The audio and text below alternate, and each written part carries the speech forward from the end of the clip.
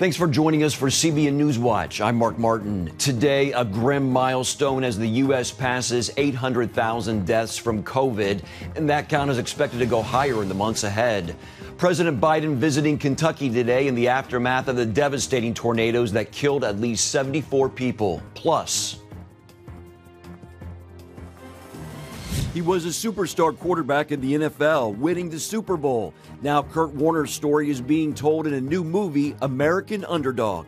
This is what faith looks like. You can be angry, you can yell, you can ask why, you can challenge God, yet it never drives you away from God. Part of that film is Warner's faith. We'll have our conversation with him and his wife, Brenda, on today's show.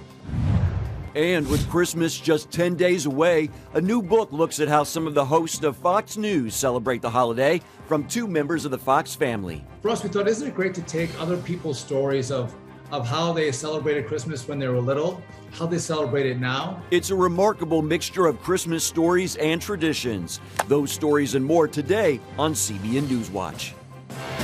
This is CBN NewsWatch.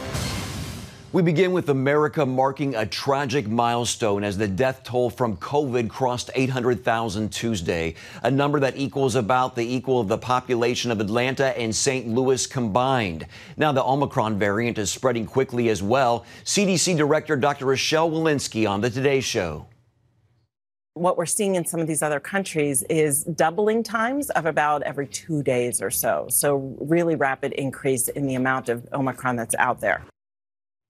Cases from the Omicron variant appear to be milder, but one forecast models that the death toll from COVID is expected to keep climbing, reaching 880,000 by March 1st.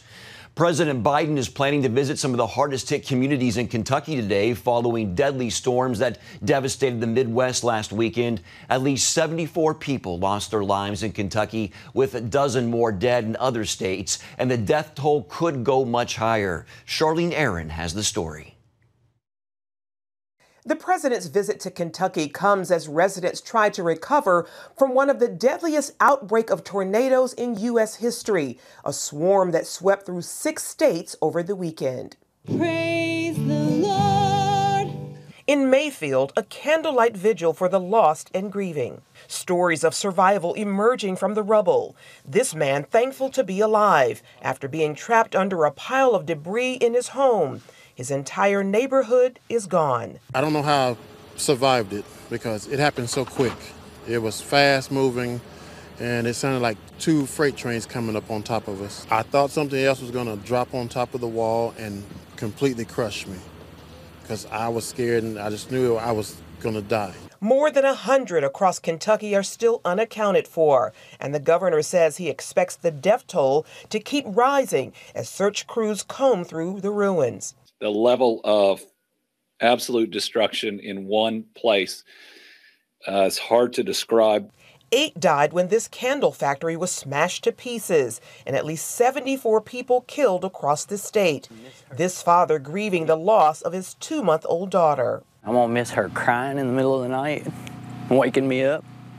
I'm gonna miss her, not wanting to be put down, wanting her daddy and mommy to hold her.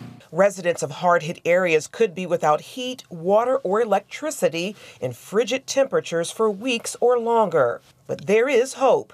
CBN's Operation Blessing is on the scene in Kentucky, coordinating efforts in Bowling Green and working with church partners to deliver food, water, and other necessities. We had a disaster relief supply drop here at New Life where the pastors were so thankful to receive the load, which included non-perishable food. It included those Home Depot buckets that have all those cleaning supplies in there and water. It was such a blessing for them. They were able to quickly take that material and hand it out to the people in the community. Volunteers are helping to unload and bag the aid for distribution to families affected by the deadly storms. We're hoping with these care packages that we send out, the food that we send out and the water that we send out will bring hope to them and give them, something to be thankful for. Then let them know that the community, the church, and the people care for them. Pastors are grateful for the much-needed help as they minister to their hurting and desperate community. They've really, as the name says, have been a blessing to us. They have provided us the means to be the hands and feet of Jesus, to take the goods that we've received from them, that they have donated to us, and get them out to the community as soon as possible. Meanwhile, Operation Blessing says it will remain in Kentucky for as long as it takes to help the community back on its feet. Charlene Aaron, CBN News. In other news, two important votes in Washington. The House voted almost completely along party lines Tuesday night to hold Trump White House Chief of Staff Mark Meadows in contempt for not responding to a subpoena in the investigation into the Capitol Hill riot on January 6th. Meadows' case will now be taken up by the U.S. Attorney's Office in Washington. And in the Senate, on this vote, the yeas are 50, the nays are 49, and the joint resolution is passed. Democrats voted early today to raise the national debt limit by $2.5 trillion. That's a short-term measure, so the issue will come up again in the next few years. When it comes to religion, the fastest growing group of people in the country are called nuns, meaning their choice of religion is none. A new survey released by the Pew Research Group says nuns now make up 29% of American adults. That's up from 23% in 2016 and 19% in 2011. One expert who studies this group says if the unaffiliated were a religion, they'd be the largest religious group in the United States. Coming up, religious exemptions on vaccine mandates, abortion, racial issues. We'll hear from a man who's been on the inside of the government, former Senator and Governor Sam Brownback, on those subjects and more when we come back.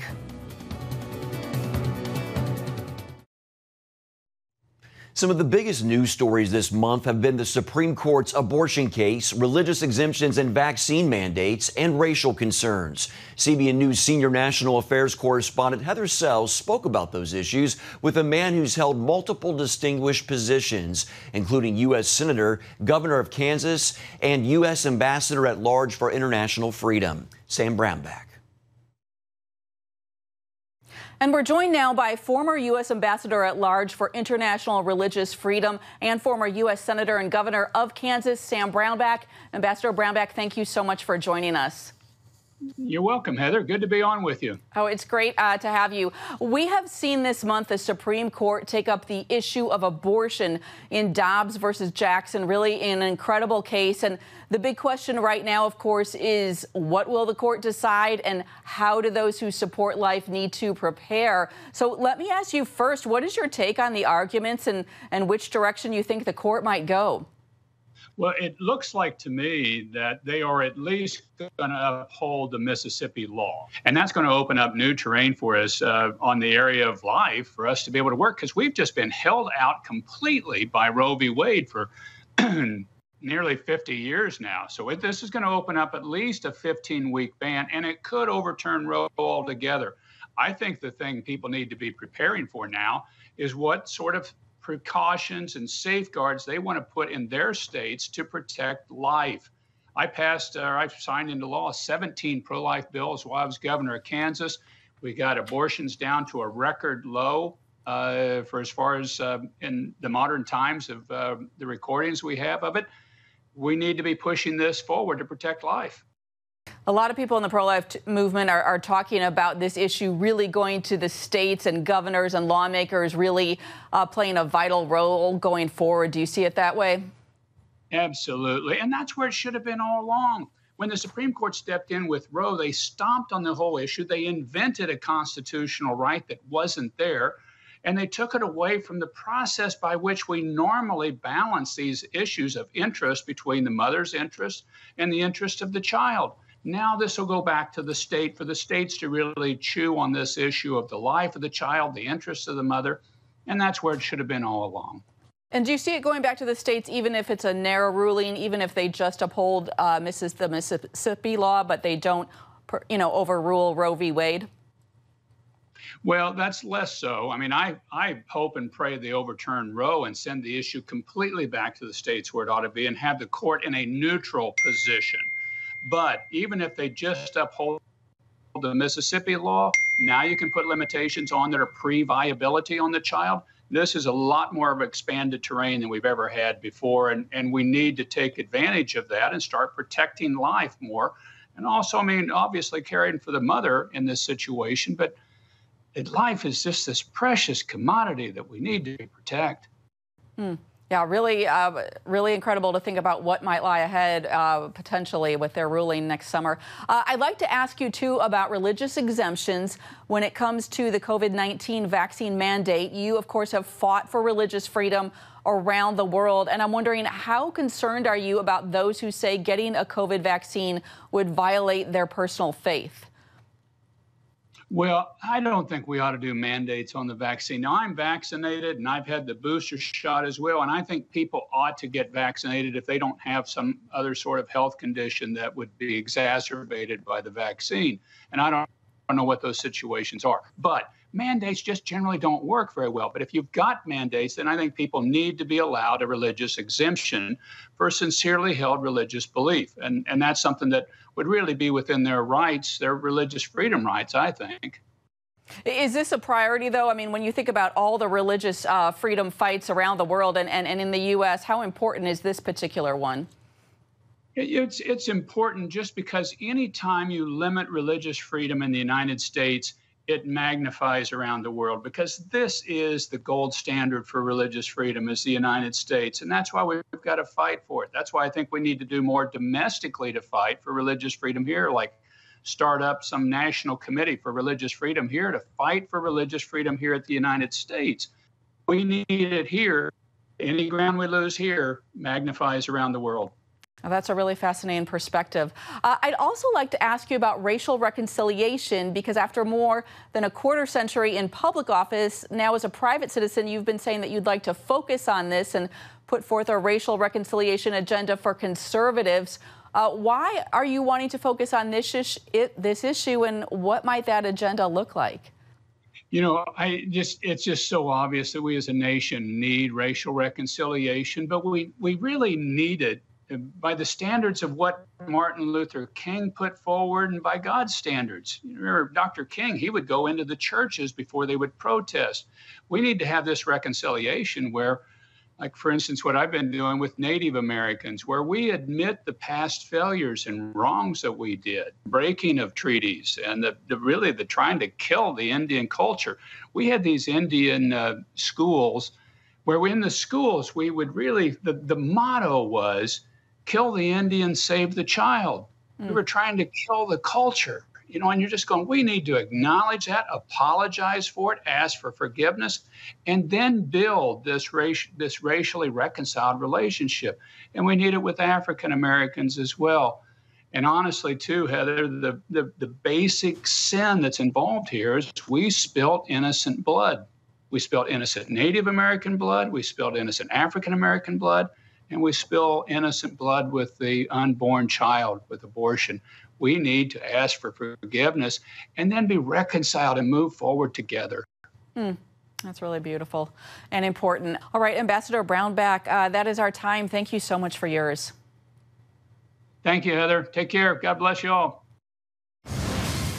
Still ahead, American Underdog hits theaters on Christmas Day. The film is based on the true story of one NFL star's journey, and former quarterback Kurt Warner and his wife are joining us right after this. Welcome back to Newswatch. NFL Hall of Fame quarterback Kurt Warner's life is the focus of the new film arriving in theaters on Christmas Day, American Underdog. Part of that film is Warner's faith, along with his connection to his wife, Brenda. The couple joins Ephraim Graham in Studio 5 to talk about that story. And here's a look at the film as we share that conversation. As long as I have a ball in my hands, I feel alive. Kind of like how I feel right now. I'm staying here. I got work to do. Work? The NFL's not going to draft some dude from the 1AA school in Iowa. There were other offers. I called every team in the NFL. No one's interested. Can I get one of your applications? I promised that I would take care of you and the kids. So that is exactly what I'm going to do. This is your dream? Don't give up on it. What would you say is the awakening moment for you in this American Underdog story? Well, I think there's lots of moments that I learned along the way. Football. Yeah, they didn't pick me. I pick you. I pick you too. Our youngest son's name is Elijah. And, we named him after the prophet in the Bible. And a big part of Elijah's journey was in the wilderness and what he learned and how he learned to believe. And he learned what faith looked like through all those times. And so that's really the heart of this movie, is all the things I learned along the way. He came up with this whole arena concept. Arena football. It's like a circus. People love the circus. I like the circus.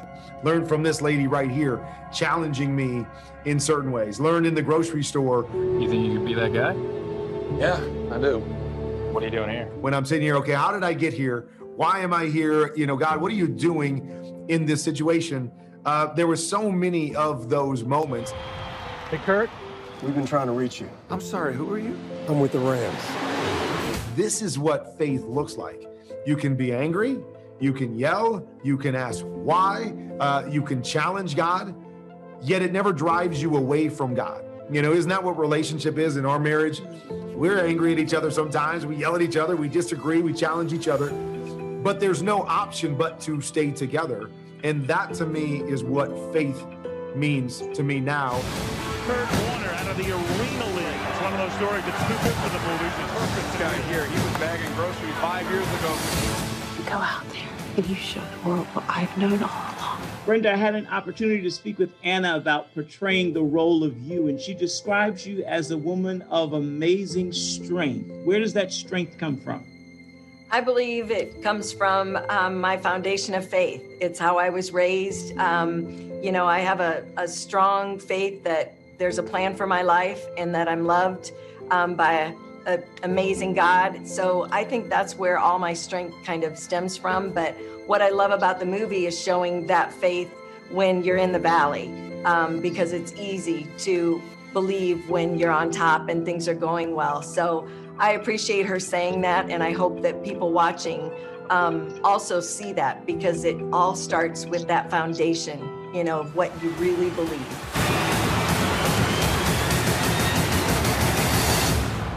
You were born for this. Looks like a powerful movie. Well, you can catch Studio 5 on the CBN News channel tonight at 8:30 Eastern or on the CBN News app. Coming up, Christmas is just 10 days away, and with the holiday season in full swing, we'll take a look at how some of the people at the most popular news network on cable, Fox News, celebrate Christmas. We'll have that story for you when we come back. Stay with us. With just 10 days left before Christmas, the season is now in full swing, from trimming the tree to baking cookies to singing Christmas carols. We all have our favorite traditions that come with the season, and behind every tradition is a story. And with the Fox News family, there's a whole book of them called All American Christmas. CBN's Jenna Browder explains. We all have our favorite Christmas traditions and stories, and now there might be a few new ones for you to tear out of this new book.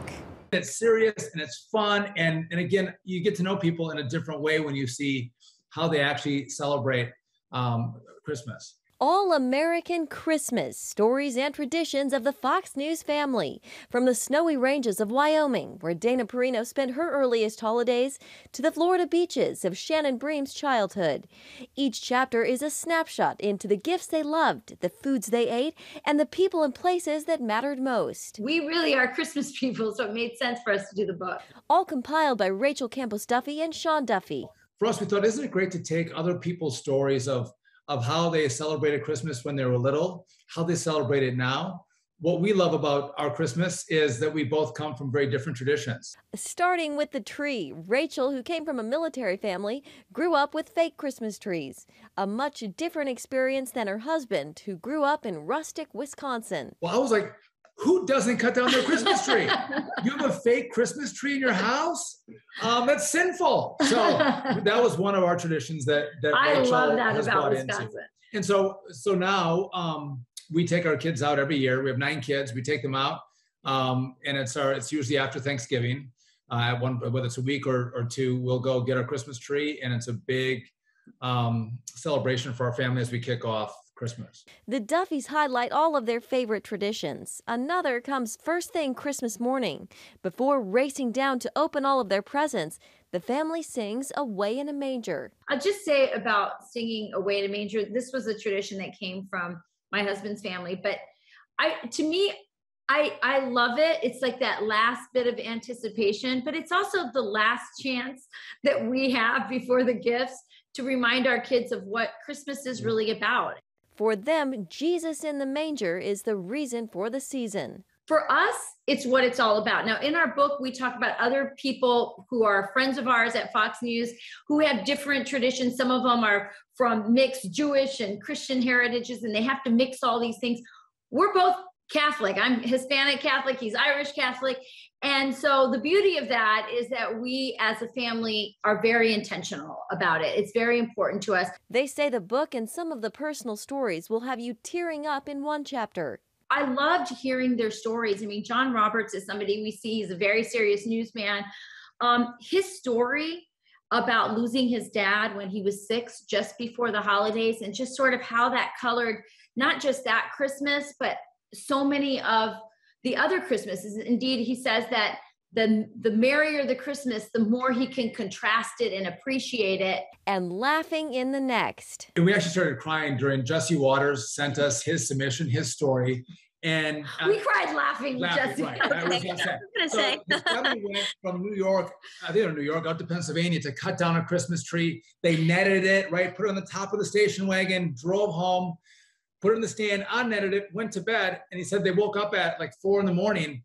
and the cat was going crazy in the house. They actually said they had a squirrel that came out of the tree and the cat was going nuts, tearing up the house. Literally, this is out of a movie. So from the Duffys and the rest of the Fox News family. And outside of your network and our network, there's not a lot of people saying Merry Christmas. So Merry Christmas, everybody.